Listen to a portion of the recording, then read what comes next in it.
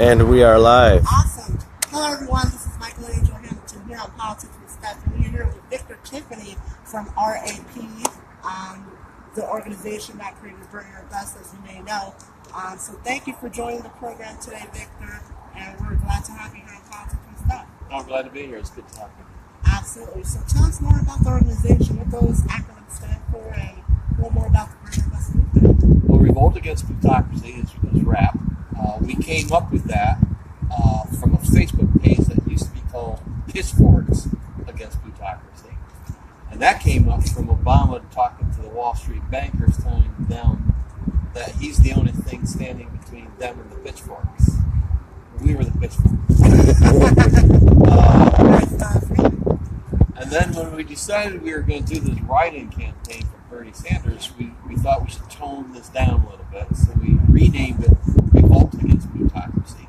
And then at the time, when we launched this national write-in strategy, it was called the WINS Pledge. Write in November, Sanders. And then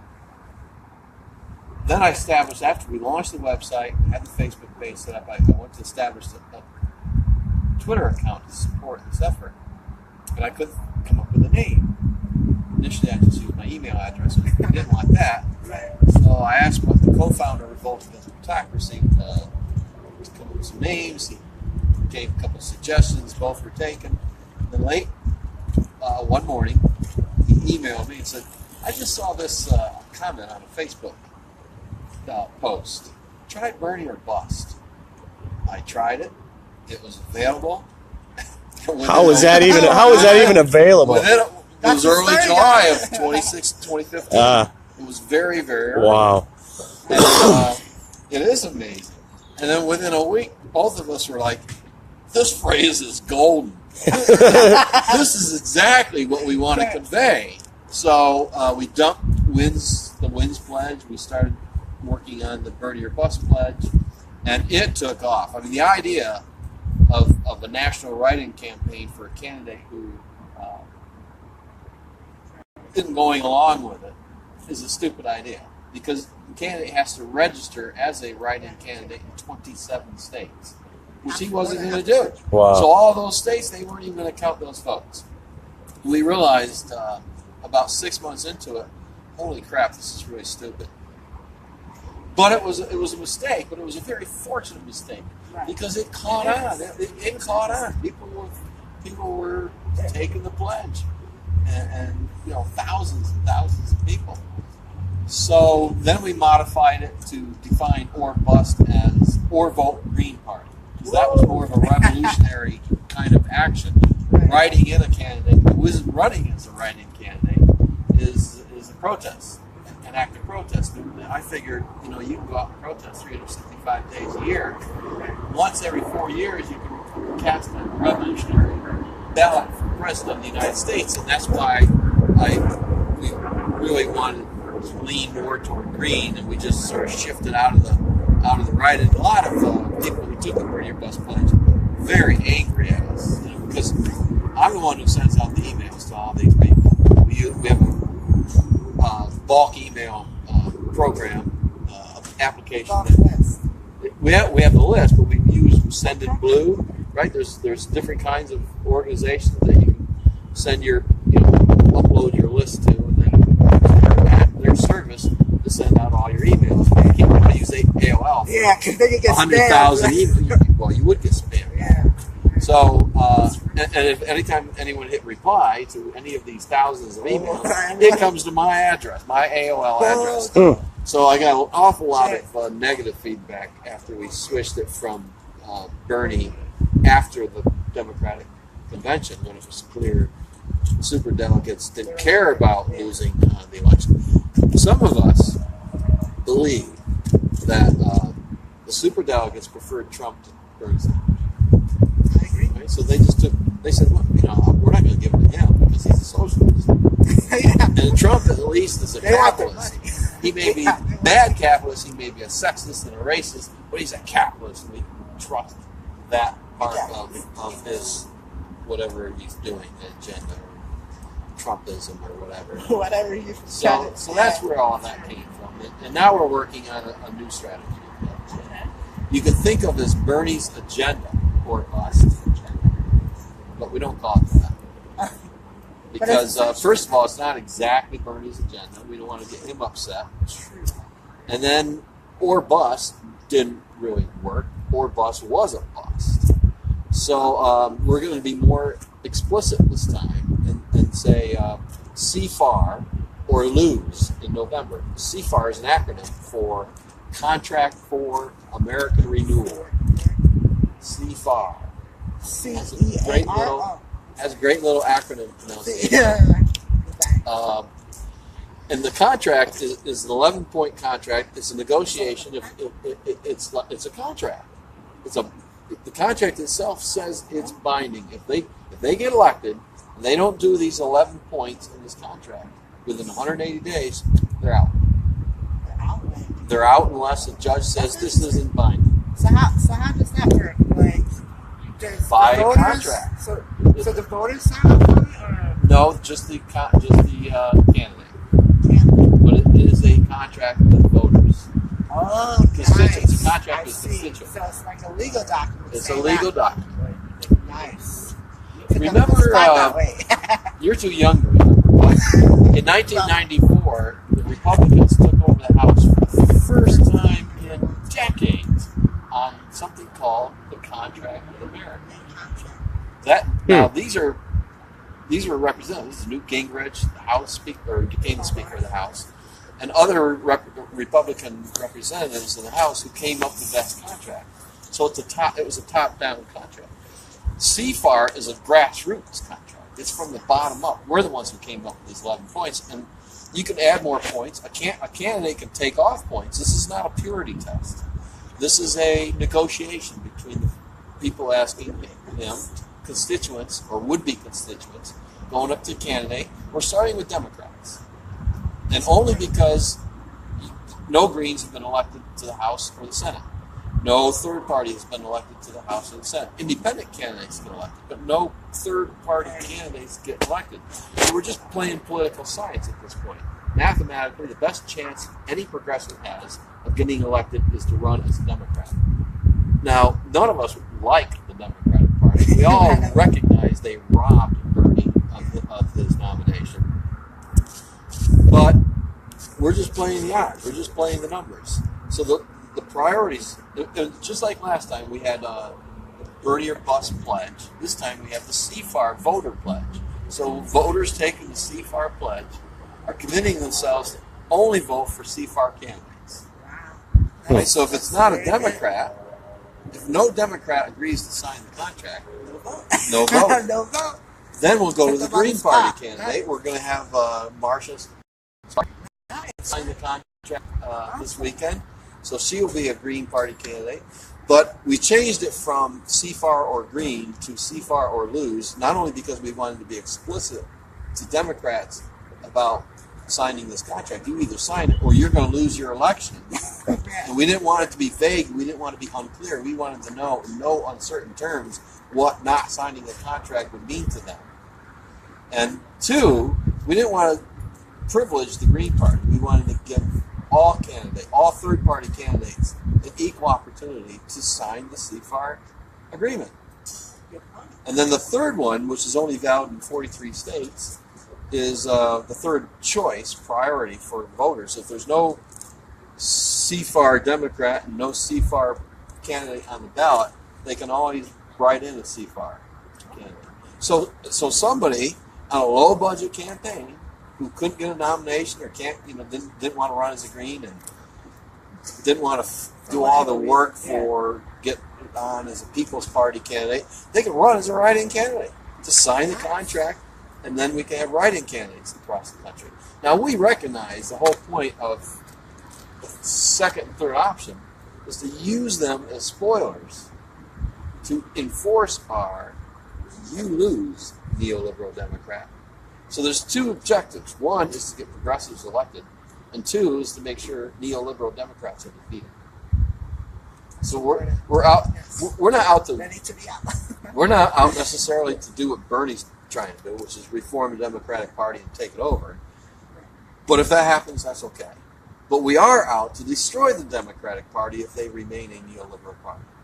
So while he's trying to reform it with his revolution, we're going to destroy it if he's not successful. That's a great, interesting strategy because, it's been very difficult, year and a half plus, reform. I know a lot of great, progressives, and they've hesitated to come on board, but I think when 2018 comes around and they see that the Democrats are going to continue the same game, they're going to start coming over, right? Pithy slogans. What is it now? A better deal? A better deal. Yeah, a better deal. Better deal. And giving money to the top people. They like the word deal, obviously. Yeah, raw deal. We have a response to their pithy, empty slogan, which is, if you don't see far, you're not going far. Nice. Nice. So we just have to turn that into a meme. I mean, that's part of what I'm doing tomorrow at the workshop. I practiced my talk about what I'm going to present on the flight here, and it's about 25 minutes for a 75-minute workshop. So the rest of the time is going to be Q&A because people are going to have questions about this whole thing. Where do these 11 points come from? How come there's nothing on here that speaks to the black Americans, Black Lives Matter? Nothing. And we came to that realization just recently after the primary author and the guy who has access to all these documents online went on vacation. So he's offline for 2 more weeks. We can't modify this contract, but we do want to add independent prosecutors for all police use of force, lethal use of force.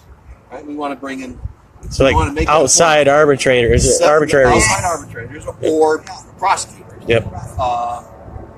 That 79% of the people support that. And every one of these 11 points on this contract is supported by at least 60% of the people, as much as 80% of the people. And it's not necessarily progressive, although they tend to be progressive issues like overturning citizens' rights. They're populist issues. Right? So I don't know why any candidate wouldn't sign this. This isn't about forget the or lose side. We're giving them a tool that they can use to beat over. If they're in a primary with other Democrats, they can use this to hit them with it. I'm going to stand up. I'm contractually obligated to fulfill my promises to the to the voters here in this district. All they're doing is making more empty campaign promises and more empty slogans. Better deal. Better deal. Forget that. This is the real deal. This is a contract, and I have to absolutely fulfill this contract, or I have to leave Congress. I'm out of here. So we're framing it as a binding contract. Whether a judge would actually uphold that or not. First, we have differences on the committee. There's 5 of us on the RAP committee. I don't think a judge would. The author of the contract does believe it would be upheld because of the way he's framed the actual contract itself. Yeah. So we have differences of opinion. We do believe it could challenge standing law, but I don't think it'll actually hold water. But mainly it's for the court. It's for the court of public opinion. That's what we're aiming to use this with. If a guy gets elected or a woman gets elected using this contract and doesn't fulfill it in the 180 days that they have allowed, then, even if the constituents don't take them to court for that, they can still humiliate them in public every time there's a town hall meeting, whatever. Hey, remember this contract? You refused to co-sponsor a resolution that might have to do with one of these 11 points, or to co-sponsor an amendment to the Constitution over to Citizens United. It's not just bills. There's resolutions that they could either introduce or co-sponsor, bills to introduce or co-sponsor, and an amendment to introduce or co-sponsor. So it's a number of steps that they could take. It's not all just laws that we want them to pass or co-sponsor. So there's different ways that they could do that. They can eliminate some of these people. They can add things. One thing that's not in the contract, because it doesn't quite have the 60% threshold consistently in the polls, is Medicare for all, single-payer health care. Very popular on the left right now. and it may become a big Is it like giant. 56? But this is it's 56 in some polls, it's 58 in some polls, it's 62. Getting there. It's 62 in some polls, it's 65 in other polls. But everything the threshold for us is a solid 60%. It's gone. That's how fly away. He was chewing some skin, but he was. You didn't eat It's that got much. to be a solid 60% threshold of support. And that's what makes it a populist contract. And Medicare for All just doesn't. But a candidate who wants to run on Medicare for All can add it to the contract. Again, it's a negotiation. So he or she can add items to this contract or take items off the contract. So the main thing is to use this CFAR or lose movement as basically the grassroots, the American people taking control of our elections and saying, here's what we want done. Forget all your promises, forget your empty slogans. Here's a list of things we want done. And if you're not going to do that, if you're not going to sign a contract committing yourself to do that, we'll go find another candidate who will. We'll walk away and just... I'll sign the contract myself and write it in my own name, if that's what it takes to fulfill my pledge to vote CFAR candidates only. So basically, this is a grassroots revolutionary strategy. Think of it again as Bernie's agenda or bust, and it's not quite his agenda. So we're not going to use that phrasing because we don't want him to get angry. Hey, I don't think whatever difference he might have with us on any one of these 11 points, but it's something close. Many of those issues came from his website, so it's not completely invalid to think that this is... That's close enough, right? It's close. So you can think of it that way. But we really are framing a whole new strategy, which might not work because people are going to go, CFAR? What the hell is that? At least it means something. CFAR. Another meme is you don't have to be an astronomer to see FAR. So it's saying like you need to see far and see less, or you're going to lose or your you're going to lose. Yeah, that's right. Exactly. Right. And it's a very good acronym. Good job. It took us a while to come up with that. That's the point. It came from a tagline on one of the author's blogs. He has two blogs, and one of the taglines was candidate contract for an American renewal. And I looked at that and I said, well, let's cross off candidate contract for an American renewal. Let's get rid of and CFAR. Oh God, does that sound nice? As soon as I said it, I went, oh, that's an acronym we can run with. And so we voted on it. Four out of 6 of us voted in favor of that acronym. And once I played around with his tagline on that one particular blog, it just fell into place. Very interesting. So it's like similar to the contract with America, but it's more about it's a grassroots contract for one thing, and it's not Republican. Right. It's not a conservative contract. It's not about balancing the budget or controlling spending or any of these right-wing issues. It's a progressive series of issues. And I think that has opportunity, to actually change the way people, politicians like that. Well, if we can get enough people to commit, voters to commit themselves, right? We aim to make this two things. One, we want this to be a wave election for progressives. So if progressives embrace this and use it, it's not a movement on their part, but it's a tactic, a gimmick, a tactic, whatever you want to call it. So that's the candidate's perspective. Hey, I can use this to get elected. It's also a movement because we're building a list of people from all over the country to pledge CFAR Democrat, CFAR third party, or CFAR write-in. Right? They want to commit to CFAR candidates. It's very much a grassroots, bottom-up, our way or the highway kind of voting campaign. I think that strategy has a lot of potential. So, talk to us about, is this a new strategy coming out? Because I know you're doing a workshop, we'll be there to cover it, but, tell us more about that strategy. So that's a new strategy, is it out, is it released, or... Basically, when we get them, I'm going to do a live stream of my video too. Marsha's going to stream for me. So that live stream is going to, in effect, be the launch of the website. It's all good to go. We're ready. We've got more to add to it. We have 2 websites.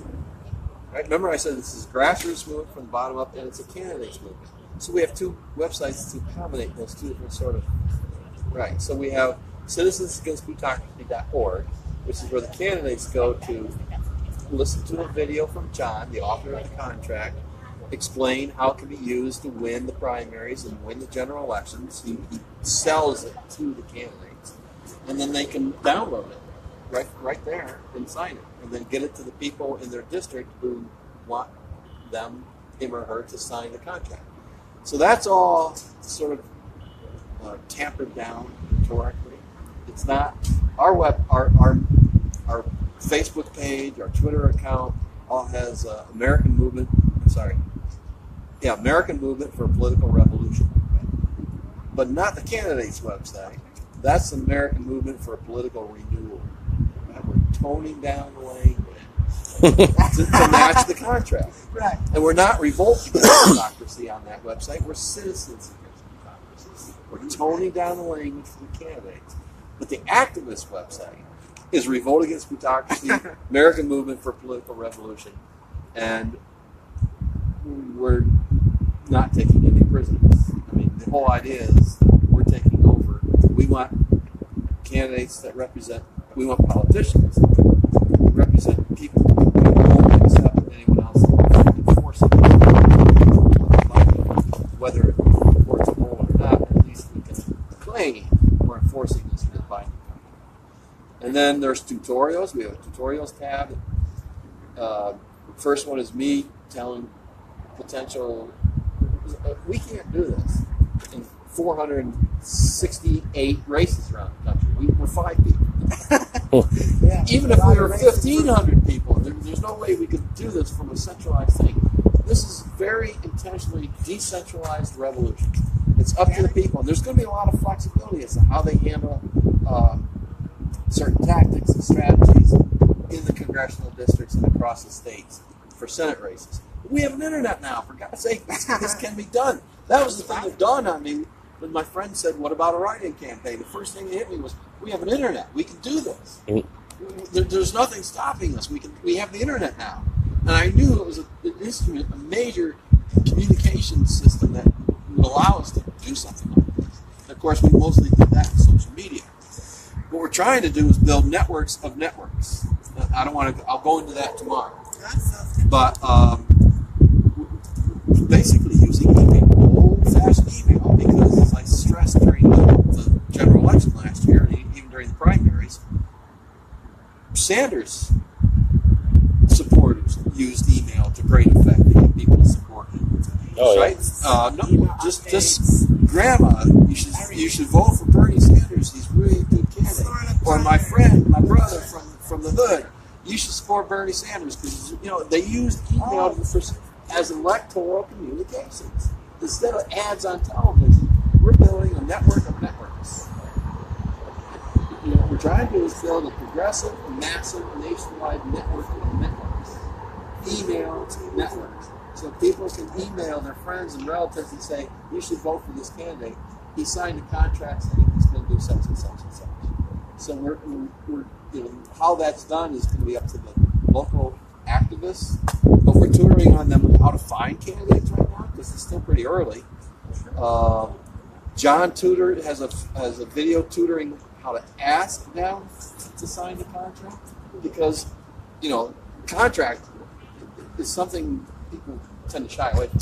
Don't sign that contract.